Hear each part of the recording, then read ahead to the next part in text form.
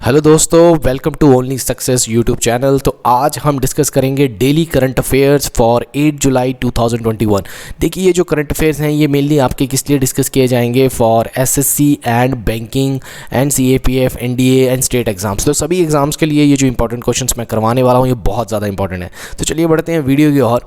तो सबसे पहला जो जीएस बेस्ड क्वेश्चन आपसे डेली पूछा जाता है, तो आज आपका जीएस बेस्ड क्वेश्चन है, which of the following statement is correct about DPSP, मतलब directive principle of state policy. So first option है option A, it prohibits the consumption of drugs or toxic drinks, it promotes equal justice, free legal aid to the poor, it directs the state to provide early childhood care education to children until they complete the age of 5 years, and it directs the state to organize agriculture on modern and scientific lines। ठीक है, तो इसका answer मैं video के and में आपको दूंगा, तब तक आप इसका आंसर ज़रूर फाइंड आउट कीजिए। तो फर्स्ट क्वेश्चन है हमारा जो आज करंट अफेयर्स के में रिलेटेड है, that is who becomes the brand ambassador of khadi प्राकृतिक पेंट। खादी प्राकृतिक पेंट जो है इसके ब्रांड एम्बेसडर कौन चुने गए हैं, दैट इज़ नितिन गडकरी। देखो, नितिन गडकरी ने ये खादी प्राकृतिक पेंट जो कुमारपा नेशनल हैंडमेड पेपर इंस्टीट्यूट है जयपुर में, वहाँ पे जब इसको इनॉग्रेट किया तो खुद को उन्होंने इसको डिक्लेयर किया एज ए ब्रांड एम्बेसडर। ये जो पेंट है ये किससे बनाया जाता है, काऊ डंग से बनाया जाता है, मतलब ये प्राकृतिक पेंट है, मतलब काऊ डंग जो है इससे, और ये इंडिया का फर्स्ट है जो ओनली पेंट है जो काऊ डंग से बनता है। तो जो हमारी खादी एंड विलेज इंडस्ट्री है ये उसकी एक यूनिट है जयपुर में, वहाँ पे ये मैन्युफैक्चर किया जाएगा। ठीक है, तो चलिए बढ़ते हैं नेक्स्ट क्वेश्चन की ओर। नेक्स्ट क्वेश्चन कहता है कि विच एयरलाइन, देखो विच एयरलाइन जो अभी रिसेंटली जिसको बेस्ट एयरलाइन का अवार्ड या एयरलाइन 2021 की एयरलाइन ऑफ द ईयर का अवार्ड मिला है, तो the answer is Korean airline जो है इसको डिक्लेयर किया गया। देखो, कोविड जैसी सिचुएशन में आपको पता है कि बिल्कुल ही जो ट्रैवलिंग थी वो बंद कर दी गई थी, जो एयरलाइंस थी उनको बंद कर दिया गया था। तो फाइनली फिर भी कोरियन एयरलाइन जो है इसने काफ़ी ज़्यादा प्रॉफिट किया, अपने एम्प्लॉयज़ को नहीं निकाला और एक तरीके से ये शेड्यूल होती रही है, तो इस वजह से इसको एक तरीके का एयरलाइन ऑफ द ईयर का अवार्ड दिया गया है। ठीक है, चलिए बढ़ते हैं नेक्स्ट क्वेश्चन की ओर। विच एज फिल्म मेकर, अभी जो देखो आपने सुपरमैन मूवी तो देखी होगी है ना, उसके जो फिल्म मेकर हैं, Superman film, Lethal Weapon series, Goonies, ये अभी इनकी डेथ हुई है। तो ये कौन है जिन्होंने ये फिल्म बनाई थी, ये फिल्म मेकर कौन थे, तो आंसर है रिचर्ड डॉनर। देखो, ये जो ऑबिचुरीज होती हैं ये बहुत इंपॉर्टेंट होती है, बट किन की इंपॉर्टेंट होती है, जो कि रिसेंटली बड़े फेमस पर्सनैलिटीज़ हैं उनकी ऑबिचुरीज बहुत ज़्यादा इंपॉर्टेंट होती है, इसीलिए मैं उनको ऐड कर रहा हूँ अपने डेली करंट अफेयर्स में, उनको ऐड कर देता हूँ। ठीक है, चलिए नेक्स्ट चलते हैं। लेजेंडरी बॉलीवुड एक्टर मोहम्मद यूसुफ खान जिनकी अभी डेथ हुई है, उनका प्रोफेशनल नेम क्या था, तो आंसर है दिलीप कुमार। अब बहुत कम लोगों को पता होगा कि दिलीप कुमार का असली नाम जो था वो मोहम्मद यूसुफ खान था, उसके बाद उनको ये नाम बड़ा फेमस हुआ था इसलिए उन्होंने यही नाम अपना रख लिया लोगों के लिए। तो 1998 की उनकी लास्ट फिल्म जो थी वो 1998 फिल्म थी क्विला। ठीक है, और he was the first actor to win filmfare award for best actor in 1954।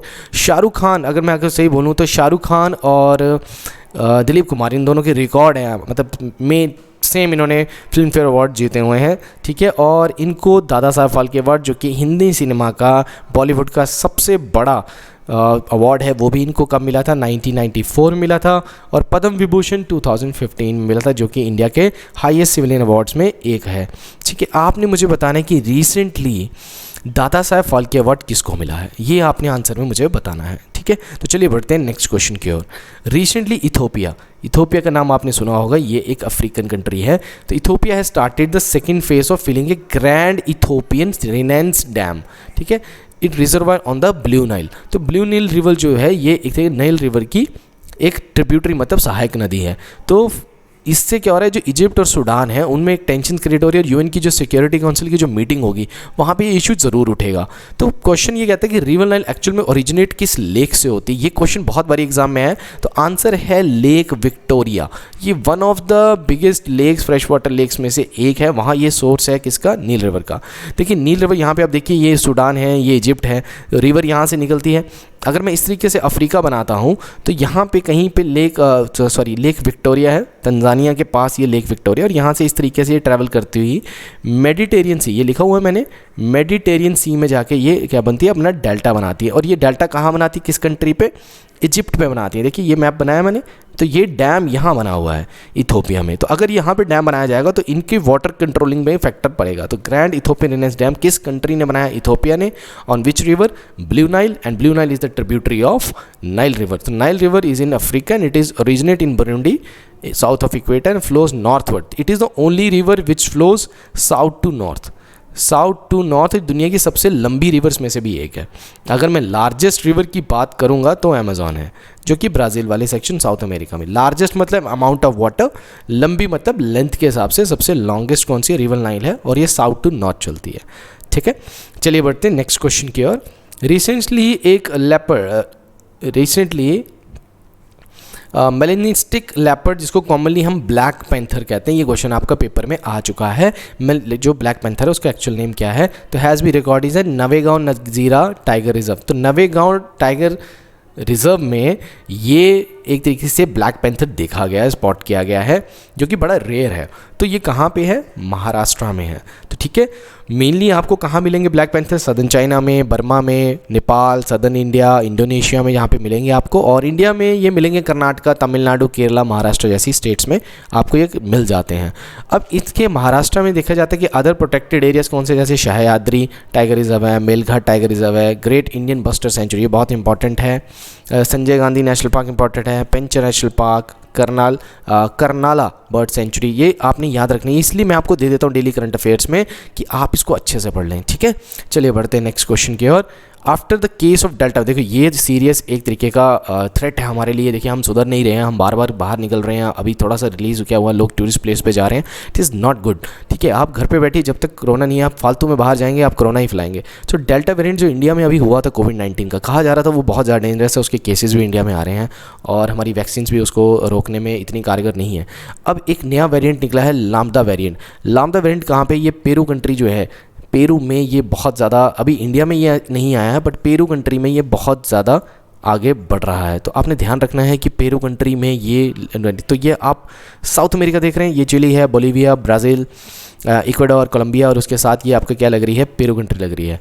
तो पेरू को आपने याद रखना है। आपने अगर ज्योग्राफी पढ़ी है तो एल नीनो आपने देखा होगा, एक हमारी वार्म ओशन करंट है, एलिनो वार्म ओशन करंट है, हमारे मानसून पे ये काफ़ी इफेक्ट डालती है। अभी मानसून आ रहा था, एलिनो का इफेक्ट है कि नहीं है, आप मौसम का जो विभाग होता है मेट्रोलॉजी डिपार्टमेंट, उसके बारे में हमें बताता ज़रूर। तो एलिनो आपसे बड़ी बार पूछा जाता है किस कंट्री के पास ओरिजिनेट होती है, तो वो कौन सी कंट्री है, पेरू कंट्री के पास है। बट यहाँ बात, चलो देखो बात यहाँ पे हो रही है लैम्डा वेरिएंट की। आप बोलोगे सर कहाँ आप ज्योग्राफी में पहुँच गए, देखो बेटे जहाँ आप पहुँचेंगे वहीं तक आपका पेपर क्लियर होने के चांसेस हो जाएंगे। जितने क्वेश्चंस निकाल सकते हैं आप इसे निकालिए। ठीक है, तो मैं कोशिश करता हूँ हमेशा, मेरे यही होता है कि आपको ज़्यादा से ज़्यादा इन्फॉर्मेशन प्रोवाइड की जाए ताकि पेपर में आपका बहुत सारी चीज़ें क्लियर हो जाएँ। ठीक है, तो लैम्डा वेरिएंट मेनली आपको कहाँ देखा जा रहा है, पेरू में। चलिए बढ़ते, इंडियन आर्मी हैज़, देखो ये भी सही है ना। तो Indian army has name firing range of Gulmarg Kashmir after name of Indian cinema actor, और नाम है विद्या बालन। देखो विद्या बालन अपने हस्बैंड के साथ यहाँ पे एक ट्रिप पे भी गई थी, वो इंडियन आर्मी ने ऑर्गेनाइज़ किया था। तो उसके बाद उन्होंने विद्या बालन फायरिंग रेंज एक नाम रख दिया। तो ये क्वेश्चन आ सकता है पेपर में कि किसके नाम पे रखा है और कहाँ पे है, ये गुलमर्ग कश्मीर में है। चलिए बढ़ते next question. Which state government has passed the resolution in state assembly for creative legislative council under article 169? तो राइट आंसर है वेस्ट बंगाल। देखिए यहाँ पे आप एक चीज़ मैं आपको समझाना चाहता हूँ। जब हम स्टेट की बात करते हैं ना, तो स्टेट में मोस्टली जो हमारी स्टेट्स हैं वहाँ पे एल है, मतलब विधानसभा है। ठीक है, विधानसभा मतलब लेजिस्लेटिव असेंबली। ठीक है, और जब लेजिस्लेटिव असेंबली में जो जाते हैं उनको हम क्या बोलते हैं, एमएलए। अब कुछ हमारी स्टेट्स हैं जहाँ पे 2 हाउसेस हैं, एमएलसी भी होता है, मतलब एलसी का मतलब होता है लेजिस्लेटिव काउंसिल। ठीक है, लेजिस्लेटिव काउंसिल होता है। ठीक है, इसको आप विधान परिषद भी बोलते हैं। बट हमने ये हर स्टेट में नहीं रखा है। जहाँ पे स्टेट की डिमांड होती है, जहाँ पे स्टेट बहुत बड़ी होती है, पॉपुलेशन बहुत ज़्यादा होती है, तब हम वहाँ पे 2 हाउसेस बनाते हैं। ये आपका फिर लोअर हाउस बन जाता है और ये आपका अपर हाउस बन जाता है। ठीक है ना, तो ये एमएलसी जो हैं ये अलग तरीके से चुने जाते हैं।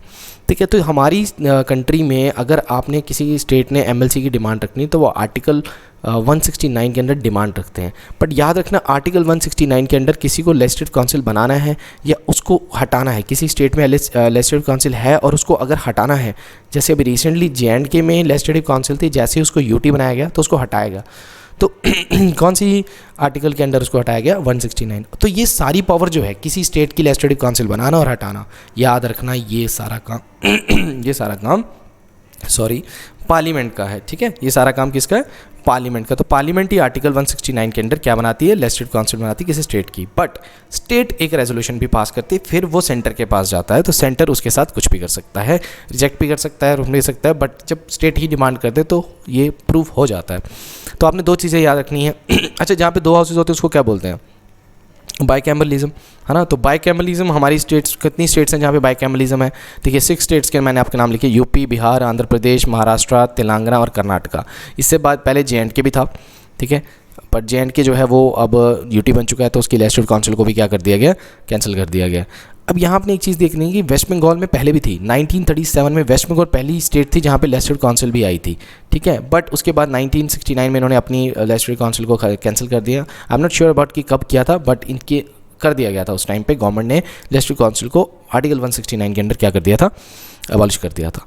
तो चलिए बढ़ते हैं नेक्स्ट क्वेश्चन की ओर। Prime minister Narendra Modi led government announce creation, तो कोई नई मिनिस्ट्री उन्होंने क्रिएट की है अभी देखो आज ही अगर आप न्यूज़ सुन रहे हैं तो हमारे नेक्स्ट कॉलेज फेयर में आ जाएगा कि कौन कौन नए मिनिस्टर बनेंगे। तो आज कैबिनेट रीशफल किया तो उन्होंने नई मिनिस्ट्री बनाई है, that is ministry of corporation. देखो इस मिनिस्ट्री का मेन है कि एक सेपरेट एडमिनिस्ट्रेटर होगा, लीगल पॉलिसी फ्रेमवर्क होगा, कोऑपरेटिव मूवमेंट इन इंडिया, मतलब जितनी भी इंडिया में कोऑपरेटिव मूवमेंट्स होते हैं उनको स्ट्रेंथ किया जाएगा, ठीक है। इसमें विजन क्या है? सहकार से समृद्धि, मतलब प्रॉस्पेरिटी थ्रू कोऑपरेटिव्स। तो मिनिस्ट्री जो है वो ईज़ ऑफ डूइंग बिजनेस, जो हमारे देश में जो कोऑपरेटिव्स का जो बिज़नेस हो रहा है, जितने भी कोऑपरेटिव वर्ल्ड्स हैं, मल्टी स्टेट कोऑपरेटिव्स हैं, इन सब के बीच में जो इसको बढ़ावा देना और इसमें स्मूथ तरीके से एक तरीके से डेवलप करना, उसको स्ट्रेंथ करना, ये इसमें मिनिस्ट्री ऑफ कॉपरेशन देखेगी, ठीक है। तो ये क्रिएशन मिनिस्ट्री से टोटल 41 सेंट्रल गवर्नमेंट मिनिस्ट्रीज हो चुकी हैं हमारे देश में, ठीक है। ये याद रखना है आपने इसमें। तो क्या नाम था? Ministry of cooperation. चलिए बढ़ते हैं नेक्स्ट क्वेश्चन की ओर। India second largest cricket stadium, देखिए इंडिया का सेकंड लार्जेस्ट क्रिकेट स्टेडियम कहाँ बनेगा? राजस्थान में बनेगा, और वो कहाँ बनेगा? जयपुर में बनेगा। देखिए ये एक क्वेश्चन है क्योंकि जो नरेंद्र मोदी स्टेडियम है, जो पहले हमारा एक तरीके से मोटेरा स्टेडियम होता था, नरेंद्र मोदी स्टेडियम, जो कि अहमदाबाद में है। कहाँ पे है? अहमदाबाद में है। ये इंडिया का सबसे बड़ा स्टेडियम है और ये वर्ल्ड का भी सबसे बड़ा स्टेडियम है। अब इंडिया का सेकंड सबसे बड़ा स्टेडियम जो है वो कौन सा बनेगा? जयपुर स्टेडियम, मतलब राजस्थान का। Board of cricket control of India जो है, जिसने कहा है कि control for cricket in India, एक फाइनेंशियल ग्रांट दिए 100 करोड़ की टू राजस्थान क्रिकेट एसोसिएशन, जो कि सेकंड लार्जेस्ट स्टेडियम बनाएगा जयपुर में इंडिया का, ठीक है। तो चलिए बढ़ते हैं नेक्स्ट क्वेश्चन की ओर। गवर्नमेंट ऑफ इंडिया लॉन्चेस, देखिए अभी गवर्नमेंट ऑफ इंडिया ने जो हमारे एक्वा फार्मर्स हैं, इंडियन एक्वा फार्मर्स, उनके लिए एक ऐप बनाई है मत्स्य सेतु, ठीक है। ये डेवलप किसने की है? ICR और central institute of fresh water aquaculture Bhubaneswar ने इसको डेवलप किया with the help of national fishery development board Hyderabad. तो कुछ क्वेश्चंस आपके यहाँ कवर हो जाते हैं, ये मैंने आपको बताया। तो इसमें क्या है कि ऑनलाइन कोर्स प्रोवाइड किया जाएगा जिसमें लोगों को latest fresh water aquaculture technologies के बारे में बताया जाएगा, एक्वा फार्मर जो कि हमारी कंट्री में है। तो ये सब्जेक्ट वाइज है, स्पेशलिटी वाइज भी है, सेल्फ लर्निंग है, ऑनलाइन कोर्स इसमें दिए जाएंगे जिसमें लोगों को हर प्रकार की इंपॉर्टेंट फिशेज़ की कमर्शलाइजेशन की नॉलेज दी जाएगी, ठीक है। It is a very good step by the government. चलिए नेक्स्ट आगे बढ़ते हैं। Who has been appointed as the CEO of Waze, a crowd sources GPS navigation app, a subsidiary to tech giant Google. तो ये जो Waze है, it is a tech subsidiary of tech giant Google. तो इसकी नई, ये Indo American है, पहले तो याद रखना जो ये चुने गए हैं ये इंडो अमेरिकन है। तो इसमें नेहा पारिक, इंडो अमेरिकन नेहा पारिक को इसका CEO बनाया गया। देखो वेज ऐप जो है ये डायरेक्शंस देती है 56 डिफरेंट लैंग्वेजेस में, और ऐप जो है वो ये इजराइल में फाउंड की गई थी 2008 में। फिर इसको गूगल ने 2013 में क्या कर दिया?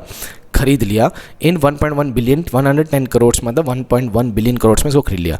तो it is a crowd source GPS navigation app जो सब्स्टिट्यूट टेक जायंट गूगल, जो कि एक हेल्पफुल है गूगल के लिए भी, ठीक है। GPS की फुल फॉर्म क्या है? Global positioning system. ये मैं आपको, देखो कईयों को लगा होगा ये तो बहुत सिंपल है, पर बेटा पेपर में जब आता है ना तो दिमाग घूम जाता है और बच्चा गलत ऑप्शन लगा देता है, खुशी खुशी में ही लगा देता है कि हाँ भाई ये तो क्वेश्चन मुझे आता है, ग्लोबल पोजिशनिंग सिस्टम। तो चलिए मुझे बताइए कि इंडिया का भी अपना ग्लोबल पोजिशनिंग सिस्टम, मतलब एक तरीके का नेविगेशन सिस्टम है, तो उसका नाम क्या है? कमेंट सेक्शन में जल्दी मुझे बताइएगा, ठीक है। चलिए बढ़ते हैं नेक्स्ट क्वेश्चन की ओर। अब नेक्स्ट क्वेश्चन क्या है हमारा, जो हमने स्टार्टिंग में आपसे GS बेस्ड क्वेश्चन पूछा था, विच of the following statement is not correct about the DPSP। तो मतलब इनमें से कौन सी स्टेटमेंट गलत है? तो फर्स्ट ऑप्शन था, it prohibits the consumption of drugs और toxic drinks, promotes equal justice and free legal aid to the poor, and it directs the state to provide early childhood care education to children until they complete the age of 5 years, या it directs the state to organize agriculture on modern scientific lines। तो right answer है इसका C। देखिए ये 5 years नहीं है, ये 6 years है, ठीक है। और ये स्टेटमेंट जो है ये आर्टिकल 45 में है DPS में। देखो DPSP होते क्या हैं? They are make for the welfare of state. Welfare of state की थ्योरी को कंप्लीट करने के लिए ये बनाए गए हैं, ठीक है। ये DPSP इंडिविजुअल के नहीं, पूरी सोसाइटी के होते हैं, ठीक है। सोसाइटी को मतलब पूरे होल सोसाइटी को मिलते हैं, जैसे फंडामेंटल राइट्स हैं वो पूरे एक इंडिविजुअल के होते हैं। इसी तरीके से फंडामेंटल राइट्स हैं जो हमारे को पॉलिटिकल जस्टिस देते हैं या पॉलिटिकल डेमोक्रेसी लाना चाहते हैं इंडिया में, ठीक है। और बट जो DPSP होते हैं ये एक तरीके से क्या देते हैं हमारे को, सोशल एंड इकोनॉमिक डेमोक्रेसी लाने की कोशिश करते हैं, इकोनॉमिक डेमोक्रेसी लाने की कोशिश करते हैं। अब DPSP जो हैं, DPSP आर्टिकल 36 टू आर्टिकल 50 के अंडर पार्ट 4 के अंडर आते हैं, ठीक है। पार्ट 4 ऑफ इंडियन कॉन्स्टिट्यूशन के अंदर आते हैं। तो DPSP एक्चुअल में है क्या, देखो ये क्या है, they are set of principles.